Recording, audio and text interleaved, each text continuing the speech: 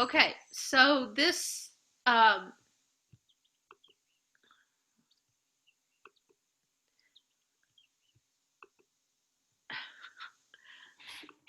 okay, so this lecture is going to be about chapter 7, painting. Um, and we're still talking about art and media, that is, or sometimes mediums is what it's called.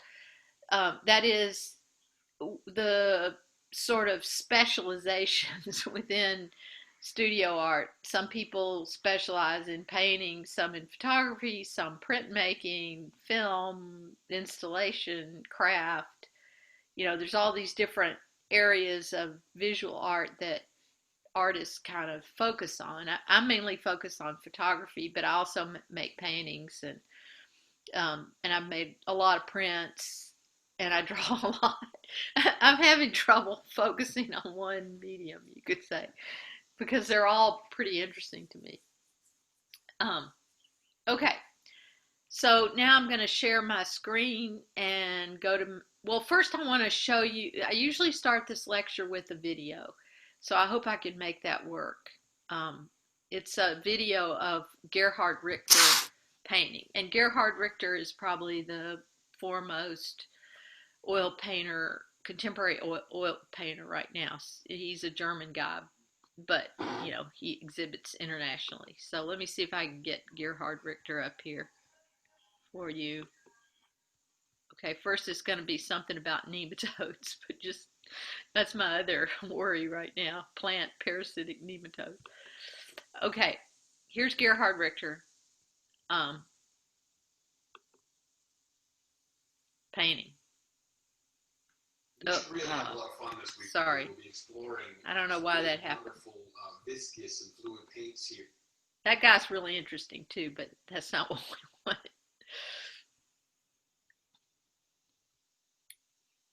Okay, now it's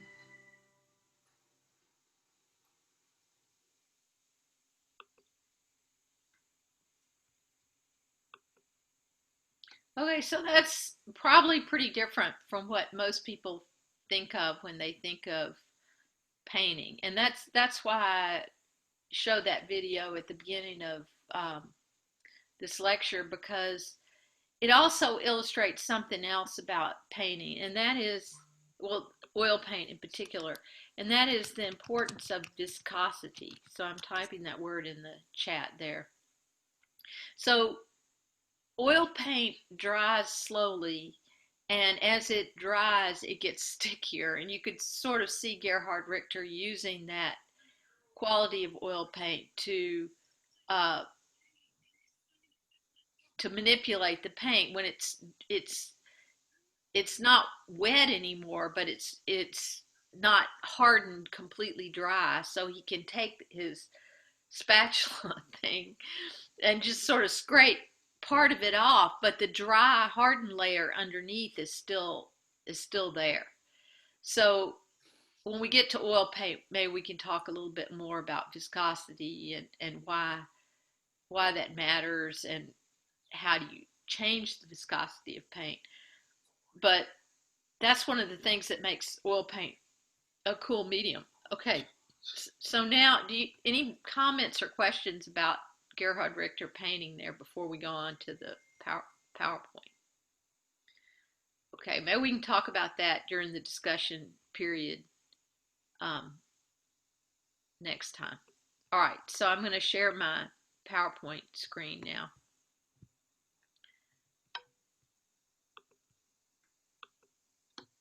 Okay, so yeah, painting. All right, so paint is basically made out of three things.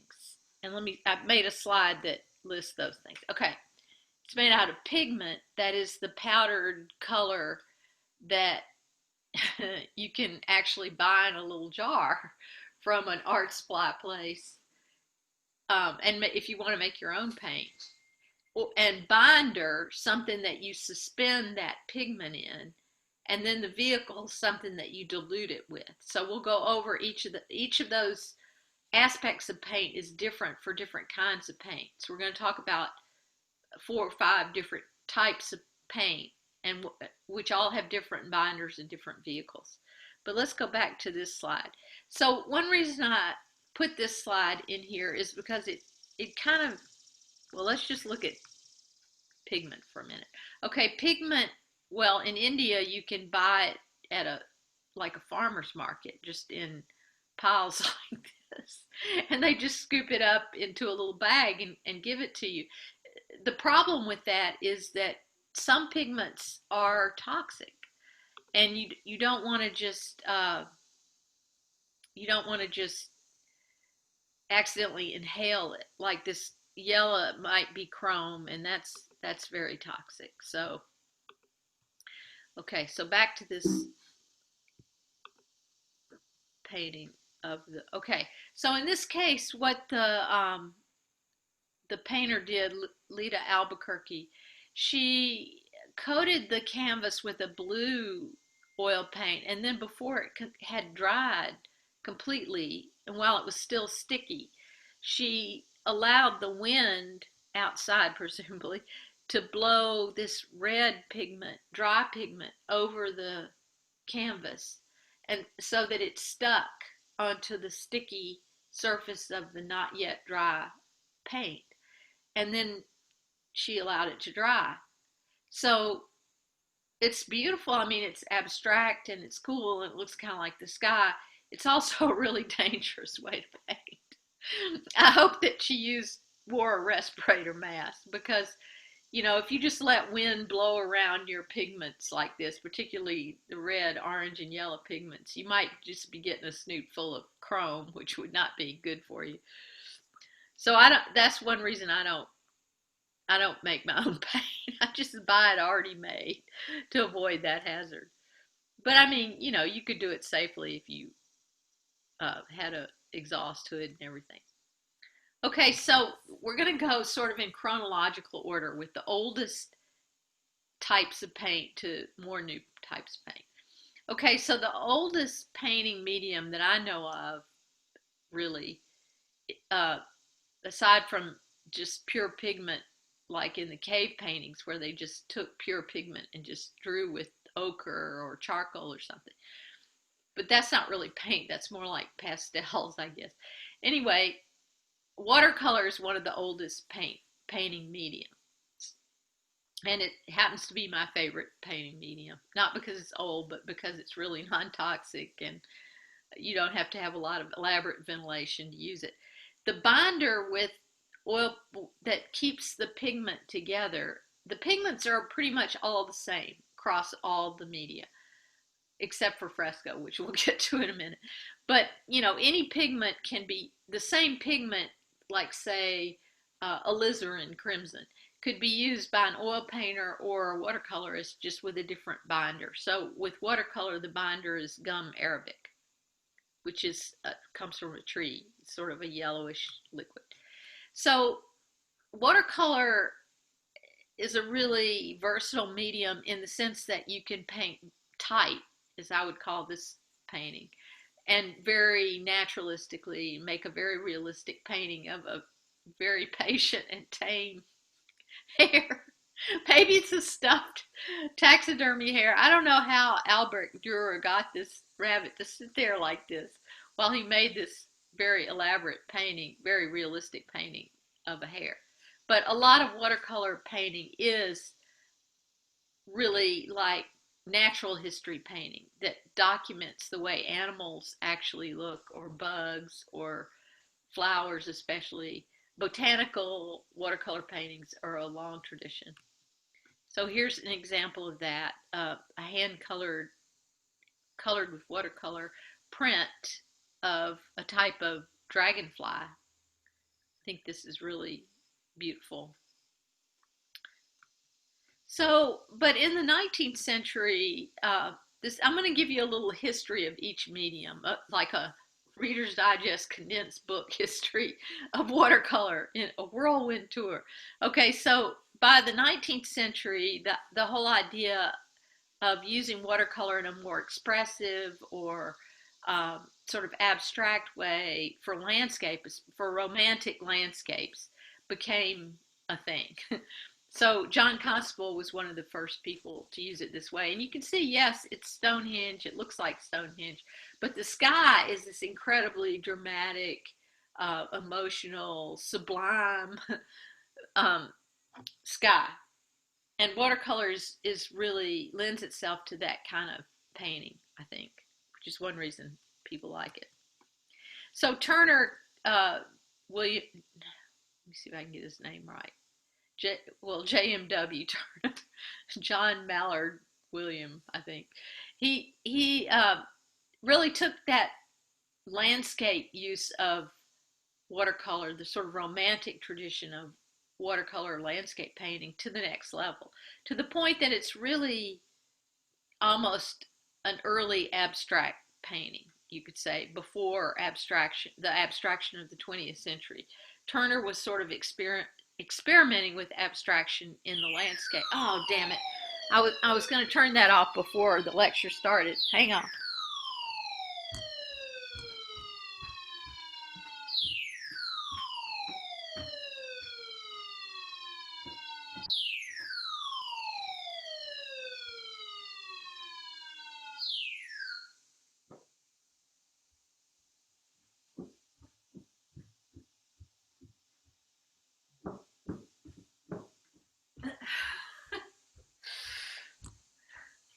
So every Wednesday, the NOAA, the National Atmospheric Weather people, they test everybody's weather radio by sending a signal to it.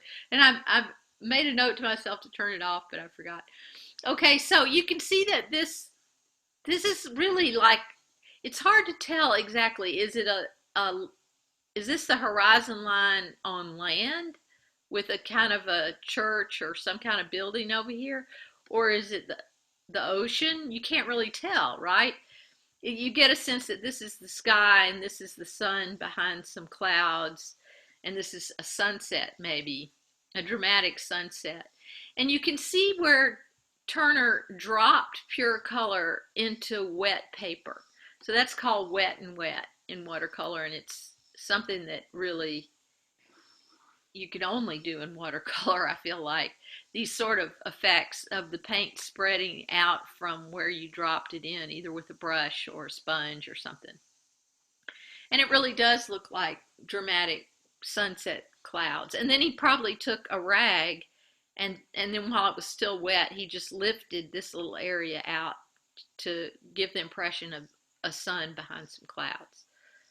So that's one of the great things you can do with watercolor paint. Okay, so by the 20th century, a lot watercolor has never been like the most respected medium for fine art. It's really oil paint in the 19th and 20th century was that was the medium of a serious painter. But plenty of serious painters, including Sargent, who also worked in oils, um, used watercolor for sort of on the spot sketches. You know, it's great for that. It's really easy to carry around your watercolor toolkit, which is a little harder to carry around all your oil paint. And plus, you know, an oil painting takes a long time to dry, so you have to transport it very carefully from your boat in the canal in Venice to back to your hotel or whatever. Whereas the oil painting will be dry in, 15 minutes, and then it's easy to transport.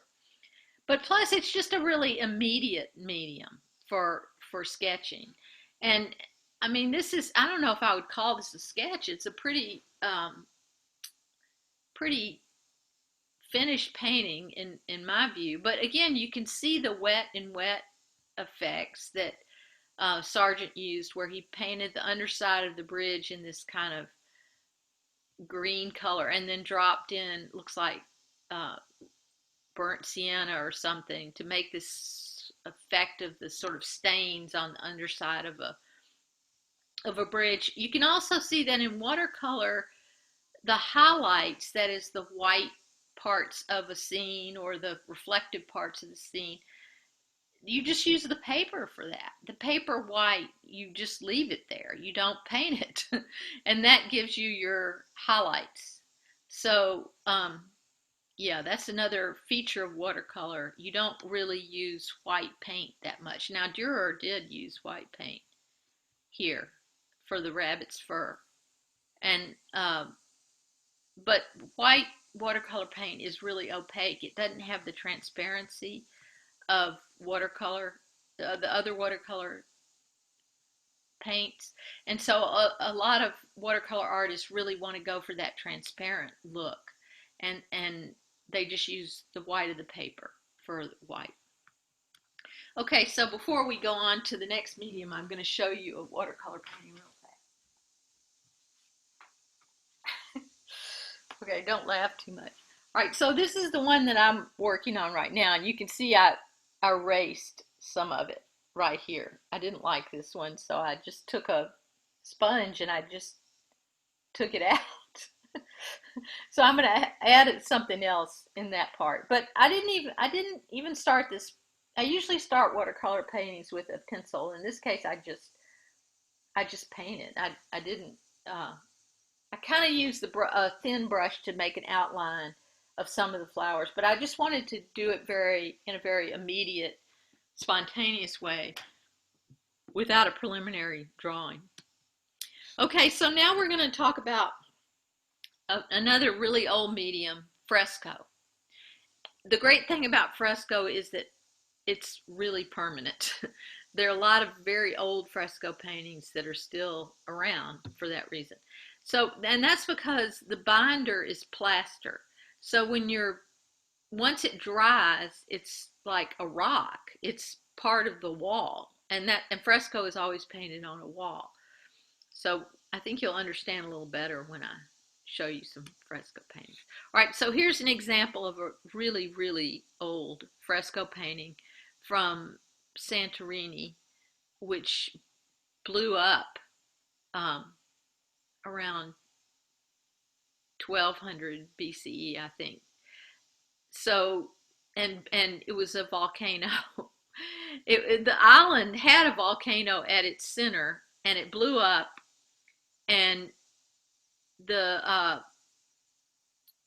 houses were covered with volcanic ash, and then eventually they were excavated, I think in the 19th or 20th century, and these beautiful frescoes were uncovered. So, and when you go to Santorini now, though, what you see, some of the fresco is original and some of it's been sort of restored. So um, maybe not the entire fresco survived, but enough that they could recreate the rest of it.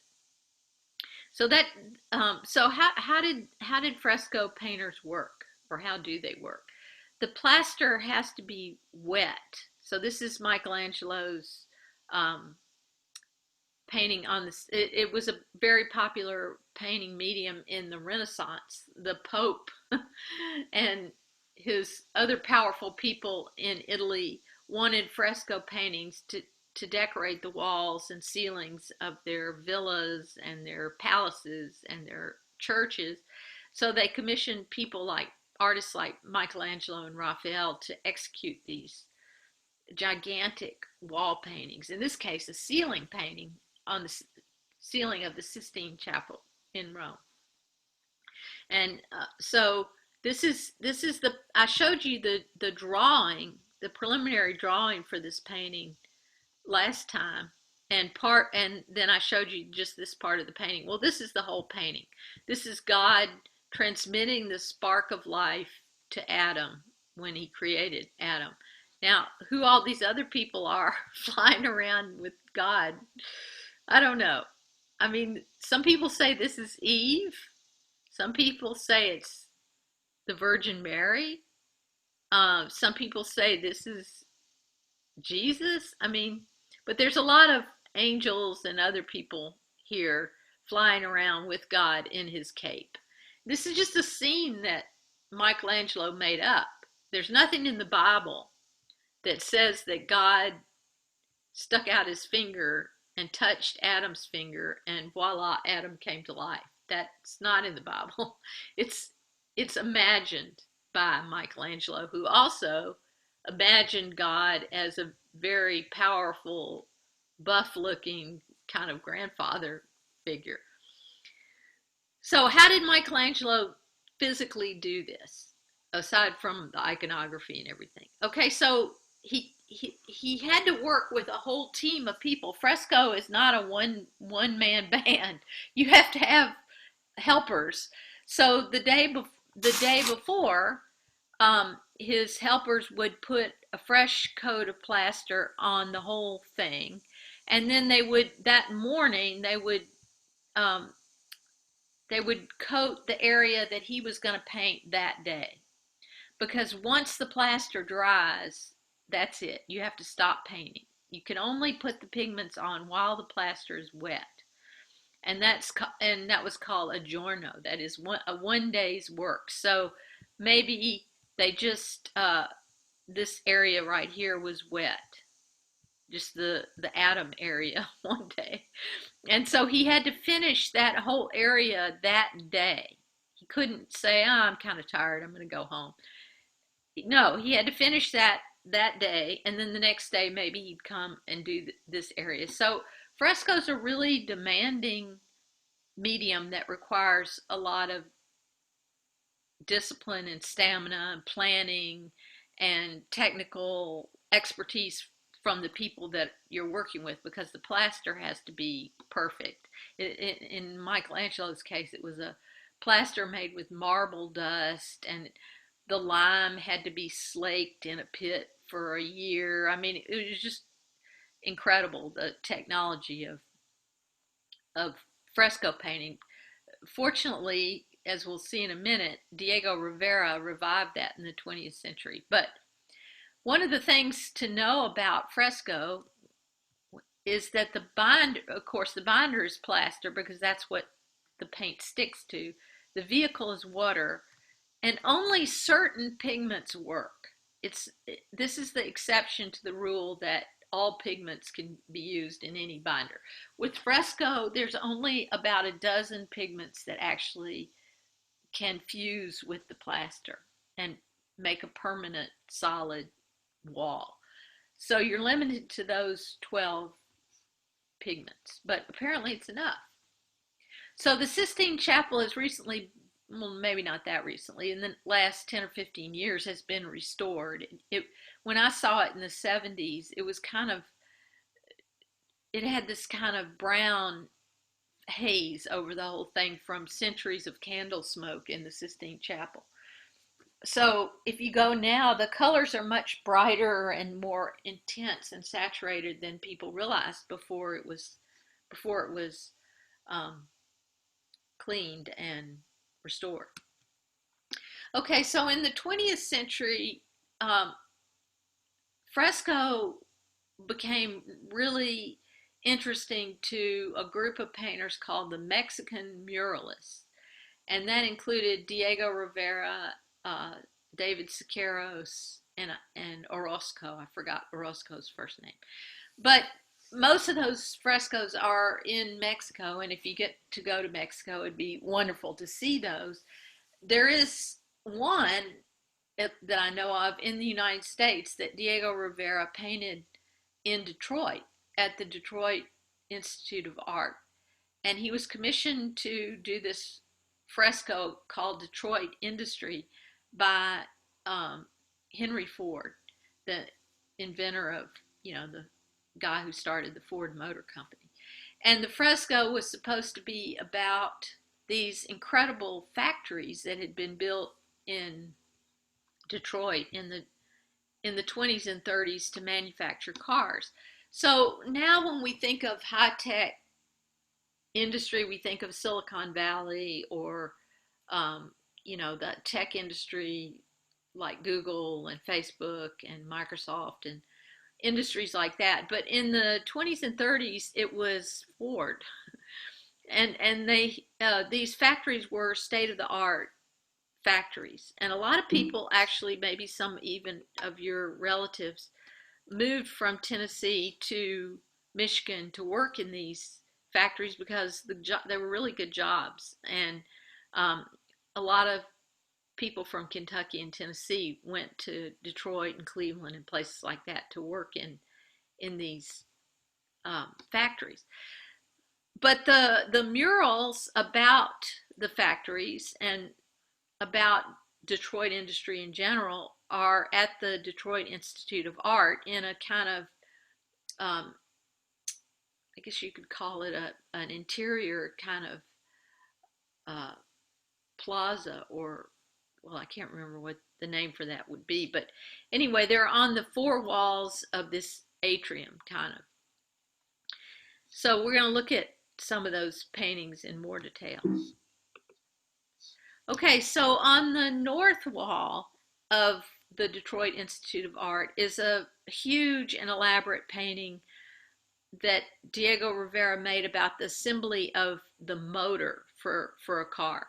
So he walked around the factories for a month or so just making detailed drawings of the very elaborate machineries, the conveyor belts, the presses, and the conveyor belt was actually a new thing that Ford invented. The assembly line, that is, where if you worked at this factory, you stood in one place all day and you did one thing, and an engine would come to you, you would do something to it, and then it would travel to the next guy and he would do something else to it, and so on. So this was supposed to be a very efficient way to manufacture cars that Ford invented. And so Diego Rivera was really interested in how that worked and all the different kinds of people that were working on the assembly line here in Michigan. He also shows the blast furnace in the background where steel was made. I lived in Cleveland, Ohio briefly in the 70s, and in the 70s it was sort of the end of this period. That is, it was the beginning of the Rust Belt era when a lot of the factories in the upper Midwest just went away.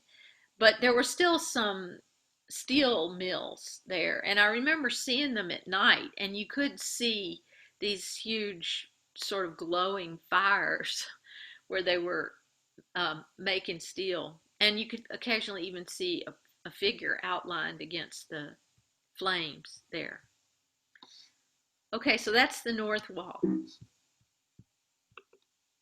This is what's called a cartoon. So when we're talking about drawing, I told you that sometimes in the Renaissance, artists would make a small study and then they'd make a full-scale cartoon that is a full-scale drawing of the final painting. And Diego did work that way. Michelangelo sometimes just drew freehand on the plaster from his little study rather than making a cartoon. But Diego Rivera made a lot of cartoons, and those are at the Detroit Institute of Art. Here's another cartoon. These cartoons are almost never seen because they're so fragile. They're charcoal drawings on paper. And so occasionally the curators get them out and let people look at them, but they're not on display all the time. So around the top of the atrium where the Detroit industry murals are some other paintings that seem kind of unrelated to the theme of making cars, but Rivera saw them as metaphors for Detroit industry. So that's one thing that makes these paintings interesting. And for him, this series of paintings was also about human ingenuity and science and progress. And this is newly relevant to us, I guess. But when I lectured about this 5 years ago, I said, it's hard to remember a time, for most people, the idea of infectious disease killing a lot of people is sort of foreign. Like we didn't worry 5 years ago that a lot of people were going to die from polio or measles or something. But in the 20s and 30s, a lot of and until really the idea of vaccination came along in the 20s and 30s for some diseases like that, a lot of kids died from childhood diseases. So Rivera here this is a cartoon for a painting above at the top of the wall about the science of immunization. Maybe I should put this on my Facebook page as my, banner or something, because we're all waiting for a vaccine, right, for COVID-19. So the idea of vaccination began in the 20s and 30s. Louis Pasteur invented the smallpox vaccine. The polio vaccine came along later in 1954, invented by Jonas Salk.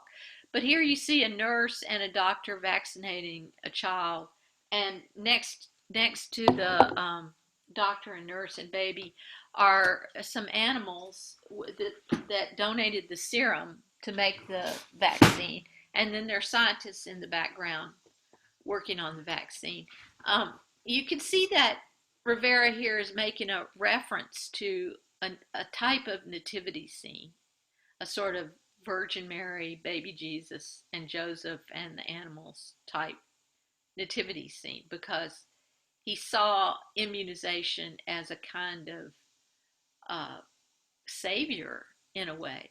But this part of the Detroit industry murals was somewhat controversial for that reason. A lot of people thought he shouldn't have, that it was kind of sacrilegious or something. It doesn't seem that way to me, but whatever. Okay, so here you can see the size of these cartoons. They're really big. And here you can see the final painting of the immunization scene with the baby who's being immunized. He really does have kind of like a halo, it seems like. So that makes the reference to Jesus more explicit. And this shows you Diego Rivera painting. So when you're painting a fresco on a wall like this, you need a scaffold, right? You have to sit on the scaffold for hours. You can see his just a dinner plate that he used as a palette with his pigments on the plate, and he just dilutes the pigment with water to apply it to the wet plaster. again, it's really labor intensive. You can't, Rivera worked like 16 hours a day when he was working on the Detroit industry murals. He made another fresco in New York for the Rockefeller family, but it was destroyed. The Rockefellers didn't like it. That's a whole story in itself that I can't get into right now, but it's very interesting. He recreated it later in Mexico, so it's you can see it there. Okay, so now we're going to talk about another ancient painting medium, encaustic, where the binder is not gum arabic, it's not plaster, it's wax. So the pigment is suspended in beeswax traditionally, and now you could use petroleum wax, and you just dilute it with more wax rather than water. Okay, so this is a really old medium, goes back a couple of thousand years. The Egyptians used it famously to make these portraits, very realistic, or we should say naturalistic portraits on caskets, actually. So when a person died, and they were in their wooden coffin, a painter would come and make a painting on the lid of the coffin of the deceased person. And some of these are amazingly lifelike. Encaustic has a kind of glow to it that makes skin look really real. I really like this painting. So in the 1950s, and then encaustic kind of went away for a while. It was not a popular medium for a while. But then an American painter, Jasper Johns, revived encaustic in the 1950s when he made these flag paintings. So at the time in 1958, there were only there were not yet 50 states because Alaska and Hawaii had not yet joined the Union. So you can see that there used to be a nice little perfect grid, 8 by 6 of 48 stars. And for whatever reason, Johns stacked these paintings on top of these flags on top of each other. He made about 40 flag paintings. So this is just one iteration of the flag idea. One of the most interesting things about encaustic is that the way Johns used it, it's almost like a sort of a collage medium. That is, he dipped strips of newspaper in melted wax with pigment and then laid it on the canvas. So you can see the little bits of newspaper. If you get up really close to these flag paintings, you can see the bits of paper underneath. And you can see how textured it is. It's really gestural, kind of like abstract expressionism, which was the type of painting that was popular at the time. It's kind of a rebuke to that. I mean, it's not abstract expressionism, but we'll get to that later. I'm sort of jumping the gun. Anyway, he revived the medium of encaustic for the 20th century and for contemporary artists, but not that many people use it. I have one friend who uses it. She uses something called cold wax, which is a little different. So traditionally in caustic, the pigment is suspended in melted wax, and you have a hot plate that you keep your little jars of different colors in melted wax. And as it cools, it hardens, obviously. Okay, so tempera, another old medium. Now, when you were in elementary school, maybe you painted with tempera, but that's not quite the same. The kind of tempera we're talking about is the binder's egg yolk. So I don't know if you've ever had the experience of leaving a half-eaten egg on a bowl or a plate and just leaving it out on the counter, and then later you come home or the next day and oops, the egg yolk has hardened, right? So you have to soak it and scrape it off. So somebody a long time ago noticed this quality of egg yolk and thought, what would happen if we mixed egg yolk with pigment? Then we'd have a paint that dries hard and stable as long as it doesn't get wet. And so for the illuminated manuscripts, the sort of little books of the Middle Ages, mostly prayer books or illustrated Bibles. Um, it was perfect for that. It's perfect for painting on vellum and parchment, um, which are types of paper made with animal hide, and it's perfect for painting on paper made out of plants. So, and it's also perfect for painting very, very small details. Let me see if I can move this little thing. So, oops.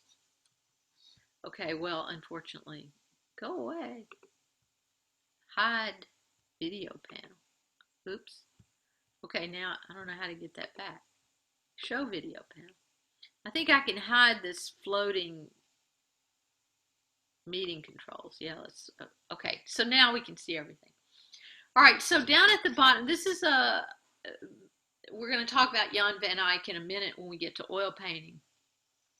But he was also a painter in tempera in the 15th century, and he made these tiny little paintings for very elaborate prayer books for rich people, basically, you could say. Okay, so down here, and these are one of a kind. It's not like cranking out a lot of books. These books are hand painted one at a time. And down here at the bottom of this, here's a painting of the birth of John the Baptist. So it's a whole little interior scene with, little still lifes of coffee pots and bowls and women scurrying around and a cat. And it's this whole genre scene in a way. And here's John the Baptist presumably having been just born in this bed with, and here's his mother. And down here there's this whole elaborate scene of John the Baptist baptizing Jesus in a lake. But it's obviously not Palestine, right? It's it's a German lake. It's probably pretty cold with a castle and a forest. So, yeah, tempera made it possible to make these tiny little paintings. I hope I can make that thing come back if I need to. Oops. I don't know how to make it come back. Oops. How am I going to get out of my screen share? I don't know. Ah. Okay, so I'll just keep going. I don't know how to make the video panel come back. All right, so tempera was also used for portraits. So this is a portrait, kind of a weird portrait. I mean, let's be honest, of a woman at a window and a man sticking his head in the window. These medieval windows, I guess most of them didn't have glass, they just had shutters. But the thing that's interesting from the point of view of tempera, when you zoom in on this painting, you can see this incredible detail of the fur on her collar and the cross hatching here on the bust of the dress to sort of model it and make dark areas and light areas with tiny little strokes of, a tiny little brush.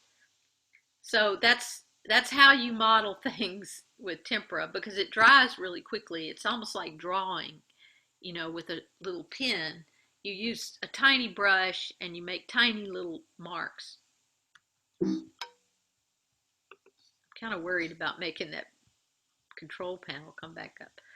Okay, so again, one thing that artists do is they revive media that have been forgotten for a while, and Andrew Wyeth did that with tempera. He revived it in the 70s and made a series of paintings about his this woman that worked for him and his family, Helga. And there's all these portraits of Helga that he worked on sort of in secret, you could say, for years. Oops. Until finally in the 80s, at some point, he had a big show at the National Gallery of Art with all the Helga pictures. So the thing that's so Helga, oh well, whatever. The thing that's so, I've seen some of these in person, and the thing that's so amazing about them is just the naturalism of it. It almost looks like a color photograph, but it's paint. So that's possible because of tempera. The it's also a really slow way to paint, I'm sure, but he could paint every little strand of hair in her braids, every little eyelash, every knit stitch in her sweater. All that could be rendered in very meticulous detail because of the qualities of tempera paint. But there's some real limitations to tempera paint, and oil paint came along as a sort of way to get around those limitations. And oil paint is so versatile and solves so many problems, and is so luminous and beautiful that it kind of replaced a lot of other kinds of paint as the art medium of choice for serious artists. The binder for oil paint is linseed oil, so that's just another way of saying flaxseed oil. So, the flaxseed, I'm sure you've seen flaxseed in health food stores, and maybe you've seen flaxseed oil for sale in health food stores. Well, it's also used by painters. I think it's boiled for a while before it's used in paint. And then the vehicle is some kind of solvent. So most often today, mineral spirits or turpentine, but all kinds of solvents have been used in the past. Okay, so here's Jan van Eyck again, the guy who did the little prayer books in tempera. And this is an oil painting. And you can see that in a way he's using oils sort of similar to the way he used tempera. That is, there's a lot of detail here. It's very naturalistic. But first, let's just talk about this painting, which is weird in a way. Okay, so Madonna and Child with Chancellor Rollin. Okay, so Madonna means the Virgin Mary, always. And the child is obviously the baby Jesus. Now, Chancellor Rollin commissioned this painting. He's just a guy in Flanders or Ghent or Delft or wherever, Ghent, where Jan van Eyck was working. So it would be like if the mayor of Cookeville said that he wanted a painting of himself with Princess Leia and Luke Skywalker. And so a painter said, sure, I can do that. It's not real. Nobody's ever seen the Virgin Mary except when she was alive, right? But it's him kind of in her presence in the painting, sort of praying to her. And there were a lot of paintings like this in the Renaissance where contemporary people put themselves in a scene with some holy person who's been dead for 2,000 years. And in the background, there's this scene of Ghent, the town of Ghent in Belgium. And then an angel with fabulous, colorful wings flying in a window, apparently, bearing this jeweled crown to place on the head of the Virgin Mary because she's the Queen of Heaven. And then Jesus has a kind of halo, it looks like, in gold. So the thing that's amazing about these paintings is just the naturalism. Like the face of Chancellor Rollin is very real. It's not idealized at all. It's just a middle-aged man with kind of a bad haircut. You could say that the Virgin Mary's portrait is much more idealized. She looks ethereal and heavenly. But the thing that oil painting made possible is this kind of painting of her robe. And this is painted in many, many transparent layers of thinned out oil paint. So linseed oil with a little bit of pigment. There's an underpainting that established the darks and lights, and then a great grayscale painting. And then on top of that, Jan van Eyck and his brother who worked with him would just layer many, many, many, many layers of transparent oils and let one layer dry before they put the next layer on. And this gives the kind of jewel-like quality that so amazed people with oil painting when it really took off in the 15th century in Northern Europe. So it was really the Northern Renaissance artists that perfected this technique of painting in oils in many layers like this, glazes as they call them. So Jan van Eyck and his brother maybe Hubert may have worked on this too. The most famous piece that they made is the Ghent altarpiece, and we may get to that later in the course um, in more detail if we have time to talk about the Northern Renaissance. But it's just an amazing painting. A lot, it's one of the very first oil paintings, but it's also considered one of the best just paintings ever in the history of the world, which is kind of amazing. What it is, and that's a detail of it, is a polyptych. That is, it's a multi-panel painting that folds. You can see it has hinges here. So it's normally folded closed on a normal day. On a feast day, it would be opened up so that you could see. Let me see if I can get this down. You could see the amazing scenes on the inside here of God, Virgin Mary, John the Baptist, angels singing, Eve, Adam, and this incredible scene from the book of Revelations of the adoration of the Lamb. So the Lamb is Jesus, obviously, and Jesus as a lamb is standing on this altar with blood just pouring out of the lamb's heart, and then all these angels and saints and Old Testament prophets and kings are coming to worship the lamb. So we're going to go back and look at this detail. So when you look at the Ghent altarpiece, there is a link in the content to a high-res scan of the Ghent altarpiece or photograph, so that you can zoom in on these details of the jewelry and the hair and the fabrics. It's all just, even the fingernails, God's fingernails.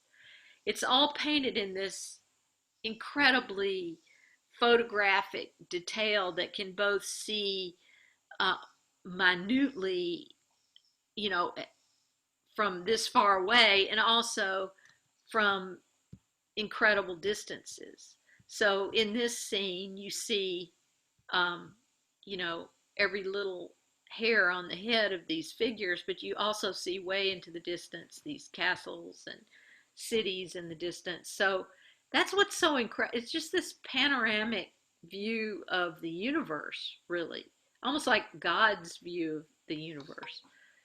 So anyway, we could spend a whole lecture just talking about this painting, but it's on wood panels. So traditionally, tempera was also on wood panels. It sort of has to be, I think, but oil painting can be on canvas. All right, so this is just another detail from the Ghent altarpiece that has a kind of interesting history. So this is the restored version of the Ghent altarpiece. It too had been painted over, and it was kind of yellowed with age. The varnish had aged, so it was that people in the city of Ghent spent a long time restoring it and to its original color and appearance. And when they did that, they found that the face of the lamb had been changed since Jan van Eyck first painted it. So this is the way Jan van Eyck intended it to look, which is a little bit freaky. This is the way it looked before the restoration. That somebody had put the eyes more to the side, like a real sheep. I mean, if you know anything about ruminants, you know that their eyes are not in the front of their head like a human or a dog. Their eyes are on the side of their head so they can see predators sneaking up on them better. But Jan van Eyck intended for the lamb to look quasi-human, so he made it have like frontal binocular vision instead of real sheep vision. And the restorers fixed it back to the way Jan van Eyck intended it, but it is a little weird. Okay, so oil paint nowadays, and especially in the 20th century, started to be used much more abstractly and immediately. So instead of painting many, many layers, glazing many, many layers over each other as Jan van Eyck did, beginning in the 19th century, people started painting alla prima. That is just one layer all at once, kind of, instead of in stages. And abstract painting um, is like that. I mean, there are layers. You can see that Joan Mitchell let one layer dry before she started on the, like maybe this green layer dried and then she added these other layers. But contemporary paint, the point is that contemporary painters use oil paint very differently from the way that um, the painters of the Northern Renaissance did. It can be used, that's what makes it such a versatile medium. It can be used in a very immediate, spontaneous, and abstract way, or in a very planned and layered, many, many glazes, very naturalistic way. And then this is a Richter painting um, done in the same method that we saw him painting in the video. So now I'm going to try to, oh good, it came up. All right, so I'm going to stop my share. Okay, so that's it. There's a lot more content in the painting module that you might want to take a look at if you're trying to come up with an idea for a question. Oh wait, I was going to show you. All right, so when you make an oil painting on canvas, which is one of the great things about oil painting, a canvas is light. Woohoo! So it can be easily transported, even if it were a lot bigger than this, unlike a wood panel, which would be heavy, you know. So that's another one of the advantages of oil painting is it can be done on a canvas on a frame. So how do you do that? So you just stretch a piece of canvas over your, first you assemble the frame by hammering these little things into the corner, and then you staple you pull it as tight as you can, and then you put these staples in, and then you cover the canvas on this side with well, nowadays we use an acrylic gesso is what it's called, but it's just an acrylic ground, and then you can start painting on it with oil paint. So that's how it goes together. Oops. All right, so I'm going to stop recording.